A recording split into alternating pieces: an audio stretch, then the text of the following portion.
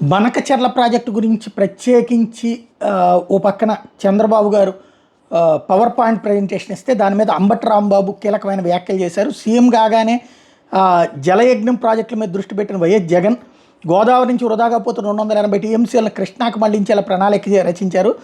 పల్నాడు రాయలసీమ ప్రాంతాలకు సాగునీటి అందించే గొప్ప పథకానికి నాంది పలికారు. గోదావరి నుంచి బనకచెర్ల వరకు 3 దశల్లో నీరు తరలించేలా ప్రతిపాదన చేశారు. దీని మీద కేంద్రంతో పలుసార్లు సంప్రదింపులు కూడా జరిపారు. వైఎస్ఆర్సీపీ ప్రభుత్వమే జరిపింది. అన్ని అనుమతులతో ముందుకు రావాలని సూచించింది కేంద్ర ప్రభుత్వం. అనుమతి కోసం సిడబ్ల్యూసీకి డిపిఆర్ కూడా సమర్పించింది జగన్ ప్రభుత్వం. ఇప్పుడు ఆ ప్రతిపాదనలో తన ఆలోచనలు అంటూ చంద్రబాబు పచ్చి అబద్ధాలు చెప్తున్నారు.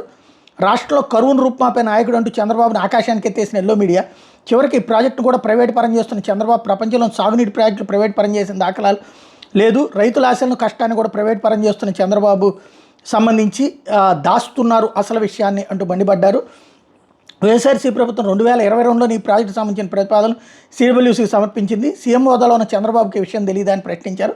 సీఎంగా వైఎస్ జగన్ పల్నాడు రాయలసీమ వెలుగొండ ప్రకాశం ప్రాజెక్టు జిల్లాల సాగునీటి కష్టాల గురించి ఆలోచించి రూపొందించిన గోదావరి జలాల మళ్లింపు ప్రతిపాదనలు నిస్సిగ్గుగా చంద్రబాబు తన ఖాతాలో వేసుకోవడం దుర్మార్గం అన్నారు. జలయజ్ఞానికి ఆద్యుడే అసలు స్వర్గీయ రాజశేఖర రెడ్డి. రైతుల కష్టాలు తెలిసిన రాజశేఖర రెడ్డి కొడుకు ఇప్పుడు నడిచింది.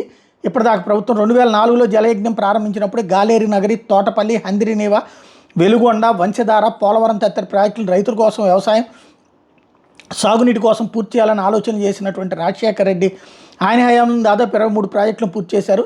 సీఎంగా అధికారంలో ఉన్నప్పుడు ఏ రోజు రైతుల గురించి సాగునీటి ప్రాజెక్టు గురించి మాట్లాడిన చంద్రబాబు ఇప్పుడు జలయజ్ఞం ఆలోచన కూడా నాదే అంటున్నాడు. పోలవరం ప్రాజెక్టు ప్రదాతను కూడా తానే అని చెప్పుకోవడానికి వెనకట్టడం లేదు.